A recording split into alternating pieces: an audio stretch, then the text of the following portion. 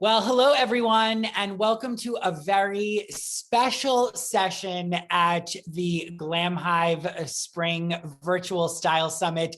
It is my pleasure to be joined by the most recognizable name in astrology, hands down, the incredible Susan Miller, who I'm sure you all know from her site and app, Astrology Zone. We're going to talk all things style and scopes. And Susan, we're so excited to have you. Welcome to the Glam Hive Summit. Oh, thank you. Those are my favorite topics: fashion, beauty, what's up. Well, we're going to dig into it all. But, I think one of the things that we love at Glam Hive, in addition to all things style and beauty, is this idea of entrepreneurship and just incredible women becoming the powerhouses that they are. So can you talk to me a little bit about your journey and how you became, one of the most recognizable names in the world of astrology? Well, first of all, I didn't want anyone to know I knew astrology.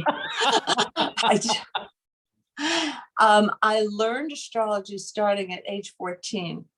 I was born with a birth defect. That year, I was in the hospital a year of 11 months. And to save my life and save the leg, because the problem was in the upper part of the hip all the way down to the knee, they had to tourniquet me really, really, really tightly. I was bleeding to death. In my life, I've had 40 blood transfusions. So you can imagine I've been, on the edge too much. But in that particular time, when they tourniqueted me so tight, they knew I was going to lose the nerve and I had a drop foot and no feeling.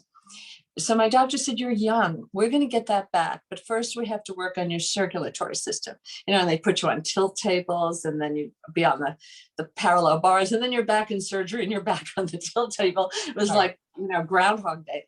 I wanted to learn astrology. My mother was quite a scholar. She never did consultations. She kept learning. She did a correspondence course with her sister. It was based in California. We're always in New York. We're always in Manhattan. But they did it before I was born for 8 years. But my mother continued her education. So I pleaded with her to teach me. And she kept saying, no. She said, this is not a parlor game. You're going to talk to your friends and think you know what you're doing after a year.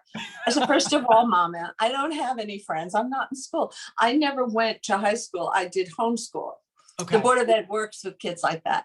So I went from junior high to college. Later, I went to New York University. But those years, the high school years, I was home.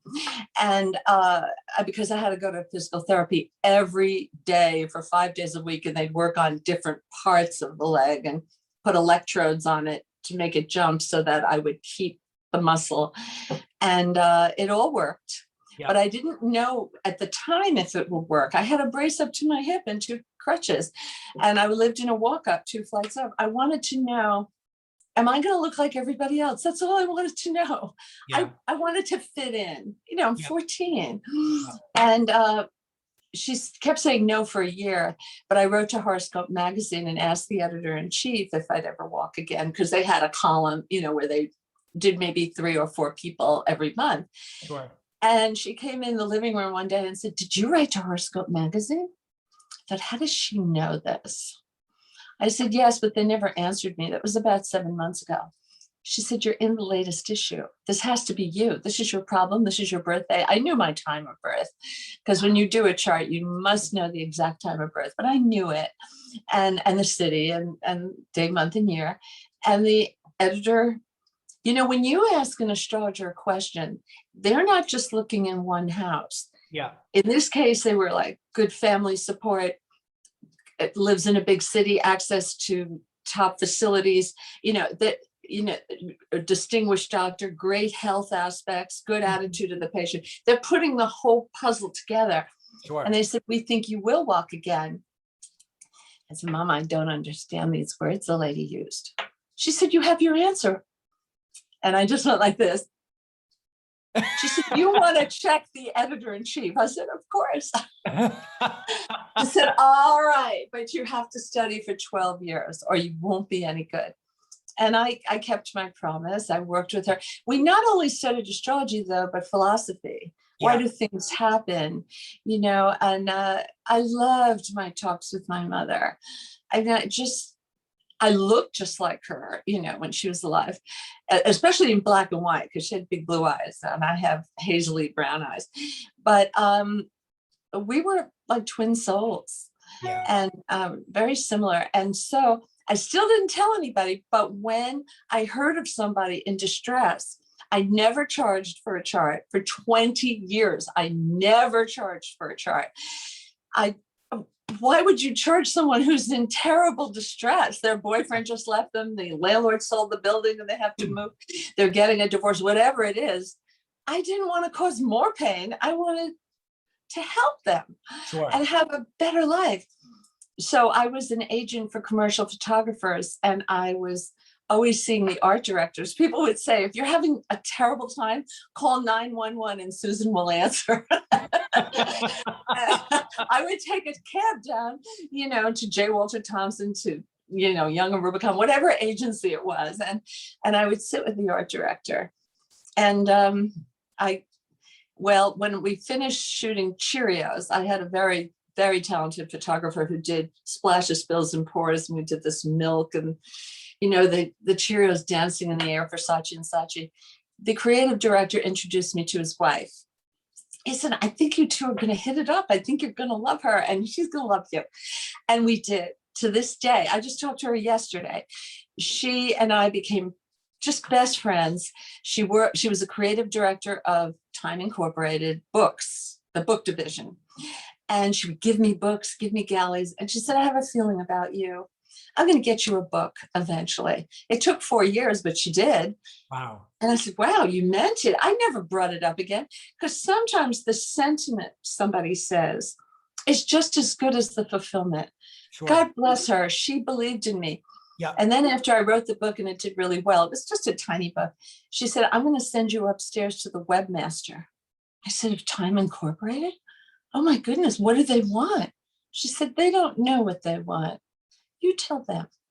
I'm glad she said that. I think when you meet with a famous or important person, I should say, you should have several ideas in your pocket, because if they don't like the first idea, pull out the second. Right. And they wanted something short for women every day. I wanted something for men and women long once a month. So we were at opposite ends of the spectrum, but I talked them into it. And that was a meeting in July of 1995. It was so exciting because the internet was starting up. That's the year that Amazon got started. Wow. And Google was starting, but they didn't appear until the year 2000. They were working on a very complex algorithm, obviously, and making it better and better even after they appeared. But everything was happening. It was so exciting to be part of this. And I kept my day job. A lot of people ask me, I want a new career. I said, well, you have to segue into it. You have to keep your day job. I mean, I didn't have the luxury of money coming in from any source. I had 2 children in private school that I was paying for. And then I would later send them to college and pay their student loans, every penny myself. And, I had a husband who was always out of work. Yeah. And he was a good soul. He was a good person, but he was always out of work. And so he just couldn't help. And it wasn't out of spite or anything like that. I saw the situation, and sometimes you just can't wring your hands and just say, oh, this is unfair. Other girls have it easier with their husbands. No, you just figure it out, know? Yeah. And actually it makes you stronger. For sure. So I went on their website in December 14th, 1995. I stayed 3 years. They got involved with AOL. And I had to leave because AOL was buying Time Inc., which surprised me. I thought it was the other way around. Yeah. And I had nowhere to go. And every door was being slammed in my face. And it's funny how the universe kind of intersects. I had gone to Microsoft up in Bellevue, Washington. It was February. I had to get off their servers by the end of the year. And so I'm starting early. Yeah. And Microsoft was the only people talking to me. But when I went to the meeting, it was a disaster. they wanted me to cut my text to 100 words per sign. And I'm like, no, I can't deliver the traffic I have now if I change the product. Yeah. And it was bad. And I went back to the hotel. It was raining. I was coughing so badly. It sounded like whooping cough. It was really a bad cold, pouring rain. I'm not in a hotel I like, but there was a dentist convention and all the rooms were taken by other people of other hotels. And the phone is ringing. And my friend from Microsoft, who I never told them that I knew, and she said, you shouldn't come here. I don't like the way that meeting went. And I'm listening to her and I said, why is there whooshing behind you? And she said, I'm in Cupertino. And I'm like, why? She said, we do business with Apple. Can I see you this trip? No, I won't be back in time, but we'll meet in New York where you are. So I hang up and I'm like, I have nowhere to go. I'm looking into the abyss. Yeah. And this will happen to every entrepreneur. There will be points when the universe asks you, how committed are you to this? How resourceful are you? How much do you want this? So I had just had a story written about me, but on Apple. They called it the astrologer that believed in Apple. Something I should say, I called New York, like, what's going on? Do I have to do anything? Or, I'm out here. They said, you can't come home. I said, why not? We're having a blizzard. It's the end of February. All the airports are closing tomorrow. You have to stay on the West Coast. I'm like, well, really? So I asked Apple if they would have dinner with me in a Wolfgang Puck restaurant, Post Rio, which I don't think is still open, but Wolfgang has many beautiful restaurants, but this one was a very elegant one. And I said, I don't know how to drive. Would you come to San Francisco and meet me and we'll have a great dinner? You, your assistant, I thought of her as Miss Moneypenny. She was very, very on top of things for this important man. And then David Graham, who wrote the story. And he said, oh, sure. And actually 14 people came to that dinner. Wow. And they kept calling, can I come? Can I come? And I feel in this life, there's maybe 5 people who really care about what happened to you. Now, forget your parents. Of course, they're going to love you to death. Yeah. But I'm talking about outside people. Right. And Apple to me was one of them. Yeah. And I thought, yes, you can come. This is great. I'll put it on Visa. I'll pay it off. I don't care. I want everybody to come. Yeah. And when I get there, the waiter said, do you want champagne? Everybody is having some. I'm like, sure. Oh, I love champagne. And then I'm giving him the credit card. Don't let them pay. And he said, you're too late. I said, how can I be too late? Not everybody's here yet. He said, they paid yesterday. And Dan at the other end of the table, he was one of the Gang of 8, Dan Marushish, is laughing, saying, do you think Apple's going to charge you for 14 dinners? You keep getting it backwards. I had originally written to you to help Apple because I didn't like the way Steve Jobs was being portrayed in the press. In the beginning, all the PC people made fun of him and that he would never get this company off the ground. And I said, no, but in New York, we love him. And if you give me your logo, I'll put it on my front page because we really do use all Mac equipment, even servers at Time Inc. And they did give me the logo. I said, they'll be bouncing all over the net if you just give it to everybody who's obsessed. And there are a lot of us, for your company. And they liked me. They said, Steve told us to find people who do interesting things with their computers, with the Mac. Yeah. And he said, you fit the bill. So that's why they wrote the story. So they said, did you go to InfoSeek, which was a search engine that many of your viewers probably don't know, but it was just like Yahoo or Google, but it became Disney, Go.com, ABC News 1 month later. Wow. And I had an amazing meeting with InfoSeek. And I thought, how am I going to keep the talks going in the middle of a merger? Mamma mia. Not only did I keep them talking, I talked them into homepage real estate to put me right on the front page. Because they wanted me to pay for the code that I was taking from Time Warner, and it was $100,000. So I said, well, I'm very serious about paying you back. So put me on the homepage. They did. And And the rest it's almost is like karate. You use the energy that the other person's using against you, to right. balance it out a little. Right. So that's how I got started. And What a story. but I still kept my day job for 6 years. Yeah. But at some point they both got too big and I had to choose. And I love the internet. I love it. Even the problems are fun. Yeah. You know what they say, when you're going into a new field, you have to like the tools you work on. I thought that was very insightful. I read that somewhere.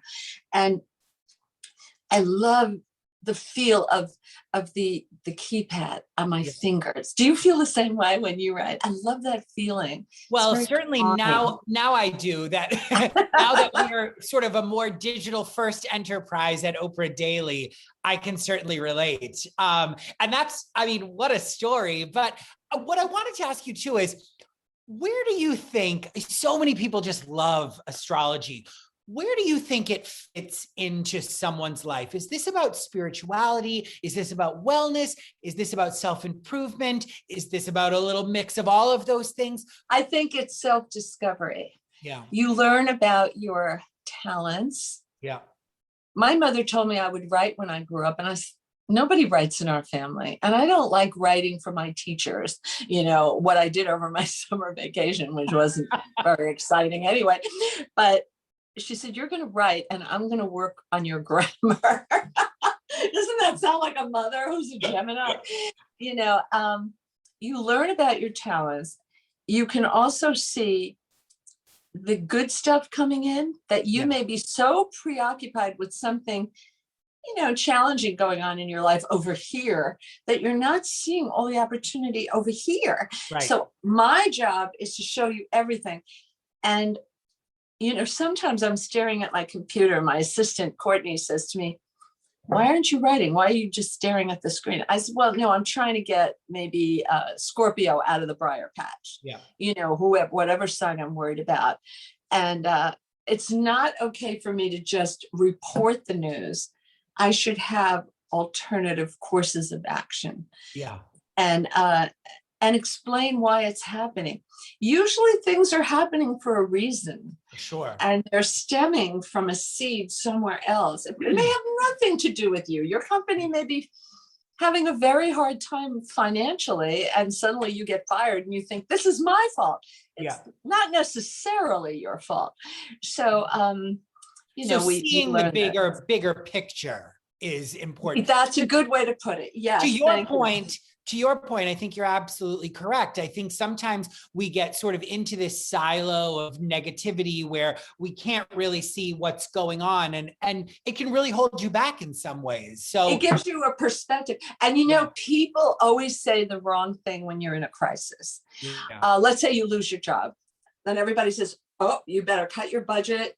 Don't do anything. Well, maybe you should get a great top to wear on a Zoom conference. Yeah. Maybe it'll give you confidence. Right. And maybe you should, if you're a girl, get new makeup, or if you're a guy, get your hair cut and look really spiffy. Yeah. I think people should dress up for Zoom, by the way. I know a lot of millennials. I've been on some calls where they look like they're about to wash windows on a Sunday afternoon. Not a good look, especially if you work in the beauty industry. Make the effort. Sure. Well, it's not okay to put, no picture. Participate. I'm definitely guilty of that sometimes, unfortunately.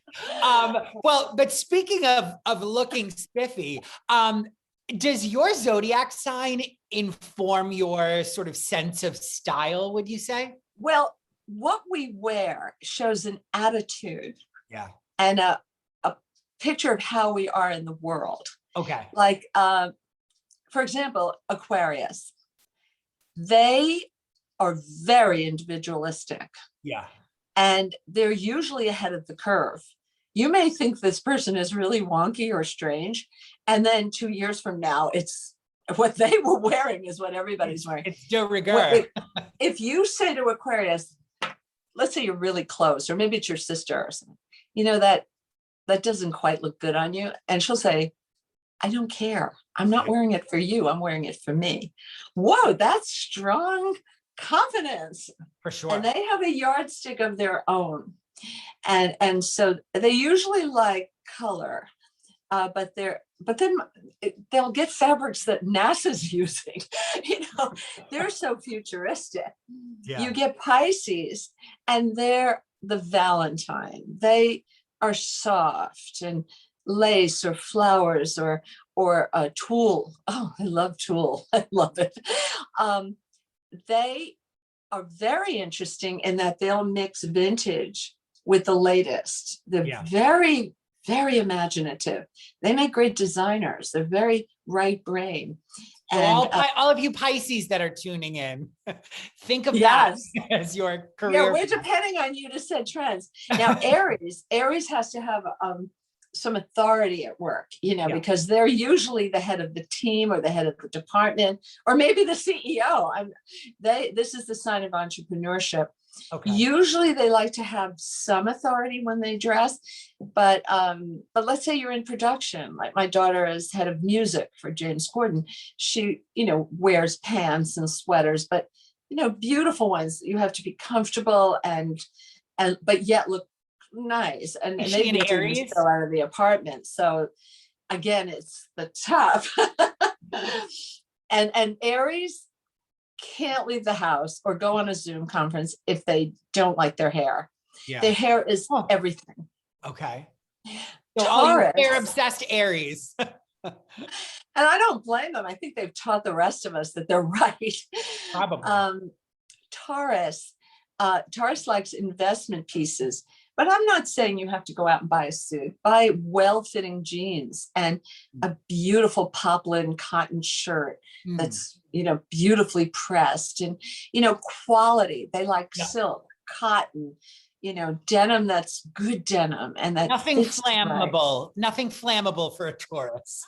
Right, and they're not going to be the ones wearing their pajamas on Zoom. Gemini loves accessories. That's me. They get bored easily. Oh, you're a Gemini. You can't really make it in writing if you don't have some Gemini or some Virgo. You pretty much need it, and you have it in the Gemini. But Gemini loves accessories so that they can mix it up and make it look different. They're very, very talented with that. And they like separates, again, to make it look different. And they need packables because they love to travel. This is one of the two travel signs. The other one is Sagittarius. I am a total traveler, so I'm with you on that. That's been the thing I've missed most in the last year, I'd say. Me too. I used to go to LA almost once a month. I haven't been anywhere in like 15 months. I listen to Dr. Fauci. I do exactly what he tells us to do. So I haven't been anywhere and I miss it.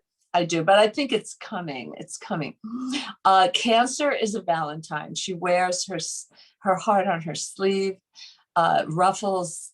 Oh, this new trend with ruffles. It's made in heaven for her. Cancer is all over that. And it doesn't matter what ethnicity she is. Yeah. She could be a Black girl or white girl, or she could be Indian. She could be a Latina. Beautiful skin. Yeah. Beautiful, lit from within. So often they'll wear something that shows maybe even the décolleté at night, but the skin, there's like a little light bulb inside her. She takes very good care of her skin. She's ruled by the moon, and just think of moonlight and the luminosity from the moon. They love shades of white. They even love white flowers, in their house. White belongs to them. And the seashell, think of the colors in the seashell, the pale pink, sort of mother of pearl. Yeah, they love those colors just to wear because they're a very gentle sign and they're always thinking about everybody else. Right. And we have to push them to think about themselves. Now, Leo is dramatic. They'd rather have 3 things in their closet, but top designer. They don't want lesser threat. Statement-y, I would imagine. Yeah, they really want to look great and they want the great designer bag. They're willing to give up things to have this. And they're always right up to the minute. This is a very creative sign. Pisces and Leo are the 2 most creative signs. Leo is ruled by the sun, giver of life and strength. There is no life without the sun. They're very good with color. Mm-hmm. Oh, You know, the king and queen used to walk out to see their subjects, and they would wear colors that the common man couldn't afford or find: scarlet, gold, or purple. Purple. These Yeah. were very expensive, dyes. So they, they didn't have TVs, so they wanted people to spot them. Virgo.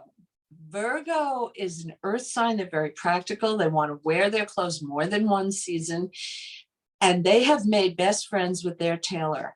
Jackie Kennedy was not a Virgo. She was a Leo, which came before.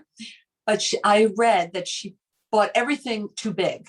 Yeah. And then the tailor would make it just perfect for her. And she always looked perfect. So she had the Virgo in her then.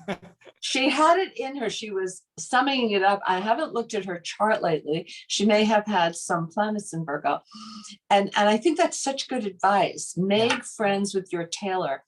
Now, they like more subtle things. They're not like Leo. Every sign on the zodiac wheel is opposite from the sign that it stands next to. Okay. So they're going to want beautiful, beautiful knits and, just they have to be comfortable, because many of them work in communication because they're ruled by Mercury, just like Gemini is. And, you're spending long hours at your desk. You have to be comfortable. Yeah. And it's a shy sign. They're modest. They're not going to beat their chest. They're not going to say, I did that. Actually, we have to push them to say, toot your own horn a little bit, Virgo. So, but that, I see Chanel on her, classic, or Chanel inspired. I mean, of course, none of us can afford couture Chanel, but they would love it. Now you have Libra. There are more beauty editors who are Libra than any other sign, of course, because she's Venus's daughter. Venus is her ruler. And they love pretty things, soft pastels, anything. Well, Venus is soft and alluring. They love satin and soft fabrics, silks, and they are the cultural sign of the zodiac. If you want to know the best bistro, the hottest collection, you have to go to a Libra. They're reading everything. They're like, go to this restaurant, read that book, investigate that runway style. They are good. That's why they're all working in magazines or in law. Now you say that's kind of different. No, because remember, they're the scales. Yeah. In art or beauty or fashion, perfect proportion. Right. So it makes sense. And in law, same thing. Libra always thinks the world should be fair. And they're like, wait, that wasn't fair. And the rest of us are like, the world's not fair. But they keep yearning toward that fairness and that perfect balance. So thank God for the Libras. Did you know there's more Libras in the world than any other, at least in the United States? I didn't. My daughter is a Libra, so this is all very interesting to me. And she's very young, but she does love those sort of very soft pastel. Pink is her favorite color. So that makes a lot of sense to me. Well, the most common birthday, according to American census figures, and you can Google this, is October 1st to 5th. When's her birthday? She's October 20th. Oh, so she's at the end. Well, if you count back, it's New Year's Eve, which is lovely. It's their child of love. It's wonderful. Now, Scorpio likes black or burgundy or eggplant. They're very elegant, almost like an Armani look, more classic and well constructed. And even if it's a loose construction, it's beautifully made. But they have the sexy lingerie. So they don't kiss and tell. Okay. They have a whole other life in the bedroom. You freaky Scorpios out there. Well, they are the sexiest sign, and they have this gaze that you can't get over. So they spend a lot on eye makeup, and they should, because their eyes are beautiful and haunting. Haunting. Yeah. And Scorpio's street smart. They get ahead, and they're very good at making money. Okay. So if you're trying to figure out, I need more money, go to a Scorpio. They have ideas. Then you have Sag, which is free flowing. They're on planes all the time. This is the international sign. Of all the signs that are having trouble with this pandemic, it's them. Sagittarius needs to travel like oxygen, and they need comfortable things on a plane. And they're usually very athletic. They embody the idea, the Greek ideal of mind, body, spirit, and how it affects the other dynamically. And they do more for a well-pressed pair of jeans and a white shirt than any sign, because they're so fit. I mean, they're just, and they can do hard sports, like archery and horseback riding. So the athleisure trend was right up the Sages. Perfect. They love sneakers and the zip, absolutely. Or the boho look, but they really want to be comfortable, number one. Capricorn's just the opposite. They want to look formal. This is a sign that rules history. Think Kate Middleton. She is born in January. I think it's January 9th, and she always looks perfect. And she loves all those ribbon cutting ceremonies and charity events because that's Capricorn.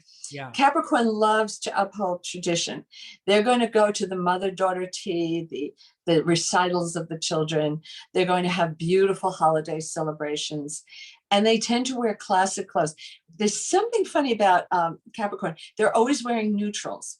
But when you think about the time they're born, look out the window in January or end of December. There's no leaves on the trees. There's no flowers. It's snow and dark bark of the tree and heavy, long shadows, white, black, brown, all of these colors that they love, butterscotch. They like to mix and match them, and like the double sweater set, which is coming back. They're great with that. And they love grandmother's jewelry, her pearls or her earrings or something from the past is estate jewelry. Oh yes, definitely. If they don't have a grandmother who gave them anything, then they'll go over to Fred Layton and have a look. A surrogate grandmother for something. We already talked about Aquarius and Pisces. I think we covered everyone. That's incredible. I wanted to ask you another thing, which I think is something that at this point has become part of our vernacular. Even if you're not a big astrology fan, Mercury in retrograde. That phrase. You've heard that phrase. It's become part of our vernacular. So my postman knew it. Exactly. Can you explain a little bit sort of the concept of Mercury in retrograde? Well, first of all, too many things get blamed on poor little Mercury. He's not responsible for everything, but Mercury is the planet of intellect. And when he goes retrograde, he's kind of forgetful and he rushes. We lose an earring like in a cab and we're like, we should have taken them off, put them in the zippered section and put them on at the party. And, because it's so annoying when you lose one earring you really liked. And now what are you going to do? You should never sign a contract because you're not thinking straight. You shouldn't buy electronics. Once I bought my daughter a gift certificate for a computer, Mac computer. And after a month, she said, Mommy, I have to sell it. I'm like, why? They make great computers. Well, I'm in the music business and I need 40,000 songs on my hard drive. And I wasn't thinking, I didn't buy a big enough hard drive for this. And yes, I have an outside drive for other music, but I need a different computer. So I'm putting it on Craigslist. And luckily she found someone right in Los Angeles where she lives and she delivered it to her. But you're not thinking straight, or you're rushing out to buy something and a new model comes out and you're like, oh no, I would have liked that model better. You have to slow down. And we're going to have Mercury retrograde very soon now, May 29th to June 22nd. Oh, okay. So But you know what? There's some good things about Mercury retrograde. You'll meet friends you haven't seen in a long time, maybe not since college on the street, or they'll get in touch with you on Facebook or something. You find detectives find clues to old cases, definitely at that time, to solve them. And maybe you lost your beautiful bracelet and you just figured it was gone. You haven't seen it in 2 years. And then you're cleaning your bookcase and there it is behind one of the books. So, things like that happen. And if you're having a baby, I really want to make this point. It's fine to be born with Mercury retrograde. Those children grow up to be much more philosophical than the rest of us, because they're always thinking and reflecting back. If you're working on a project that was put aside, maybe right before the pandemic, you had a great idea and your boss said, let's go with it. And then the pandemic comes and the company shuts down for a while. Everybody's home. You're like, oh gosh, where's my project? Well, now you dust it off because everybody's going back to work now. So you go back to things of value. If you're in sales, go back to the clients that always loved you. Thank them, take them to lunch, or send them a note of appreciation, because they, just like they say, out of all the clothes in your closet, you wear 20%. Yeah. And that 80-20 rule on your list of clients, that 20% are the ones that are keeping you alive, but they're holding you up and you have to look back and thank them. See, no one talks about the good things about Mercury retrograde. There's a lot of good things. It helps us. Sometimes an old boss will call you and say, gee, we really work together really great. When you used to work here, let's work together again. There was something about that relationship, that boss that taught you things, that there was more to do in this lifetime together. And, I look at it that way. So watch what kind of calls you're getting with Mercury retrograde, because they're interesting. Well, it's interesting. You talked about the pandemic.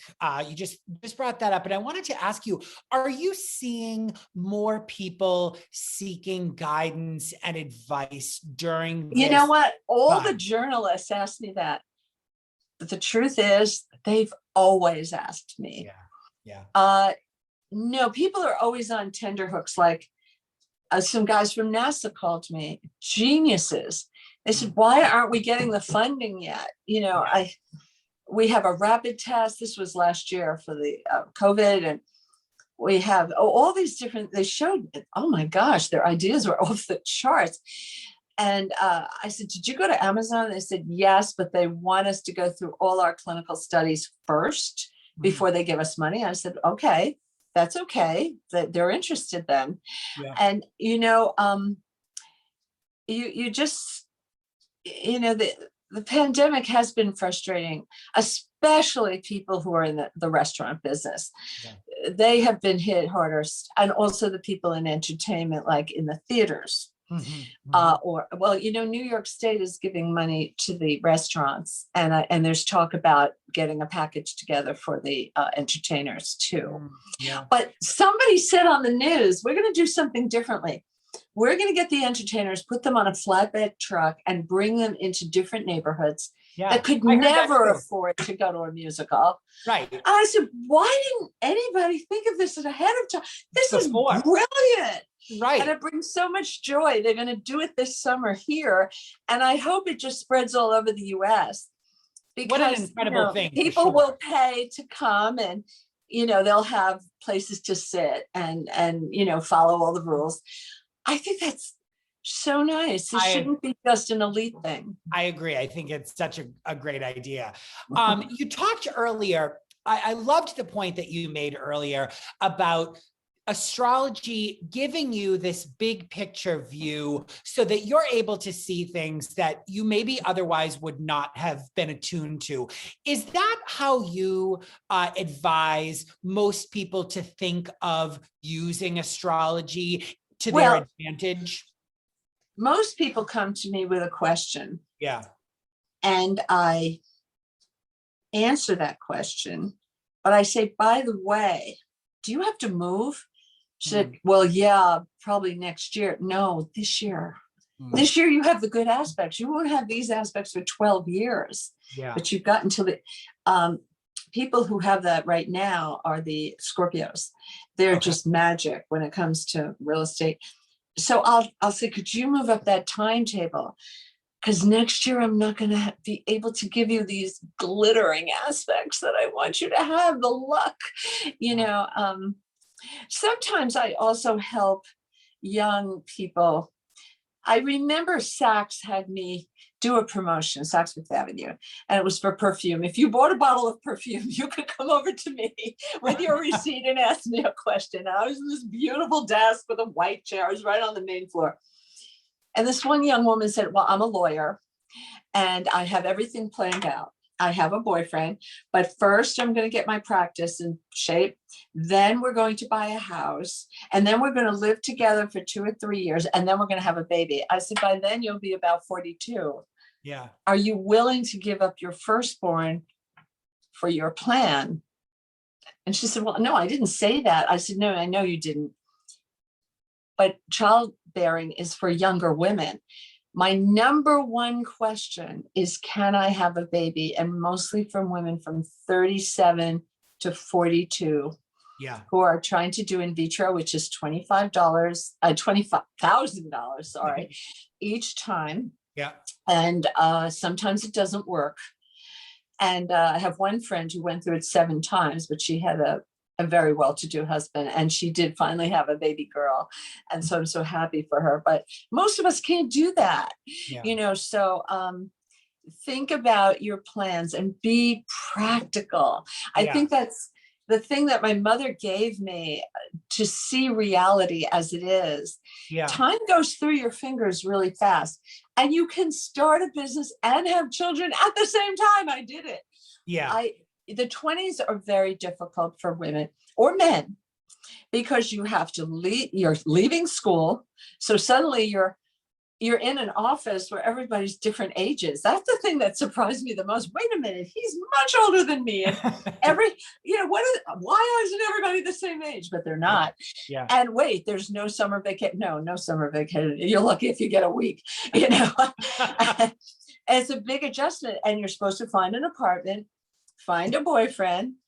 I got married in that state, and I also had my children by the time I was 29. So I went through the whole 9 yards. But there's a lot of heavy duty decisions. And, you know, so my heart goes out to millennials, because if they came out of school, say in 2007 or 8 or 9, they were hit by a big financial crisis. And then 11 years later, here we are again with another financial crisis.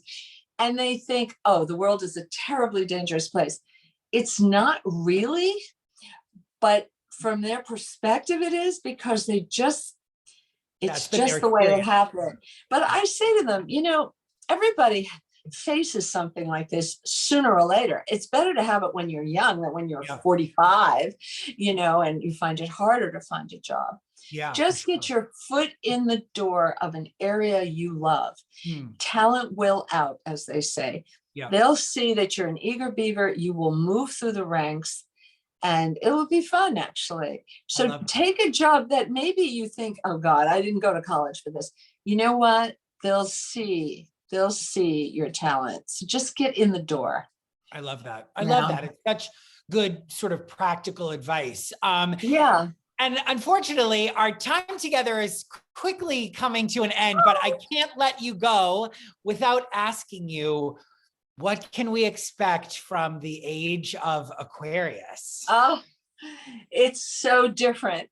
And we have been indoctrinated during this period, because we're going to be working digital. If you have a job, it doesn't matter if you're an accountant, a fashion designer, a chef, digital is going to have a big impact on your life. And you have to think of how you can make that integrate, because it'll be safe and you'll always have income. Also, Aquarius likes to work in groups. And Saturn went into Aquarius last year from March 20th to July 1st. And what was Pfizer doing? They were working with England and Denmark on the development of this vaccine. The Watson was popping up white papers all over. So you didn't have to wait for the New England Journal of Medicine to come out. Yeah. The white papers were coming up. And maybe a scientist in New Jersey was about to work on a different part of the vaccine. He said, wait a minute, this fellow in Australia has already done some great work. I'm going to call him up and maybe we can work together and go to the next stage. Yeah. That's why this vaccine has accelerated so fast, because information was coming in. Group effort. Yeah. And so they like that. They're very humanitarian. I don't think we're going to have any more stimulus checks. I think the government is tapped out. And I hope we build those roads and bridges, because look what happened in Mexico recently with the whole bridge collapsed onto traffic. Now we have to fix our roads, bridges, and tunnels. And so what will happen is people will be helping people. You know, like in Texas, when it was so cold and they lost all their electricity, people came out with food and water and helped each other. Nobody told them to do it. They just got in their cars and did it. Yeah. And there's going to be a lot more sensitivity to our neighbors and our community. That's good. It's giving me goosebumps. I know, it's that's a very hopeful thing. Lots of advances in medicine. They're going to take out the genes that hurt people that they inherited. Yep. You know, macular degeneration, sickle cell anemia, whatever you're born with from your family, they'll be able to take it out with the CRISPR. But laws will have to be built, and governments are so slow about laws when we have new technology. Like I know on the internet, it was the Wild West when I started, but they'll have to, or else we'll have designer babies. We can't have that. Yeah. But no, there's so many good things. We'll have flying taxis, and I'm on the 29th floor. That terrifies me. But since I don't know how to drive, at least I'll be able to get in a car and it'll take me somewhere. I'm ready for it, you know. So, and parallel parking, are you kidding? This is great. So, and I think we're going to be more sensitive to the food we eat and the what's in the food and the GMOs and so forth. And there'll be more rooftop gardens. And here in New York, we're trying them. And I hear all over the country they're trying them. And it's great. So people will be very careful about the environment because of Aquarius. That's a big deal for them. Yeah. So, you know, there's a lot to look forward to. A lot. And the parts that I don't like is like when you go into a restaurant and you have to point to the meal you want, and I want to talk to the waiter and ask him questions, you know. Right. But they're going to have real people to help you. And, you know, because they already have them at airports and I can never get my credit card in the right way or something, you know, so they always have to come over to me anyway. So, but the contactless, I'm going to shake hands. How about that? Right. And I'm going to kiss you when I see you. Kiss me. Hug. Yes. I've been vaxxed. I've had 2 of my vaccinations. So, you know, I still wear a mask. In my neighborhood, no, you know, they told us we could take it off. Nobody's taken it off in my neighborhood. I hear in Williamsburg they have taken it off, but here they're not. We're all like terrified. Well, we've been doing it for so long. You know? Well, you know, girls, if you put perfume around here on your neck and then you put on your mask, it comes up and there's a garden under your mask. Oh, it's so beautiful. I finally figured out a way to like my mask. I was going to say, because sometimes my mask is not always the most pleasant smelling thing in the world. So that's good. Yeah, and I use cloth ones that I can wash, and I get like really pretty ones, you know, on the internet, you can find them. Well, Susan, I have a whole wardrobe of them. Well, this was so incredible, so informative. Thank you so much for your time. We so enjoyed having you. And thanks everyone who tuned in. You can certainly access this on the site after if you didn't. And we'll put it on Twitter and Instagram and Facebook on my side too. We'll have the link for you. Amazing. And we'll help people, but it will air on the 22nd. So this is great.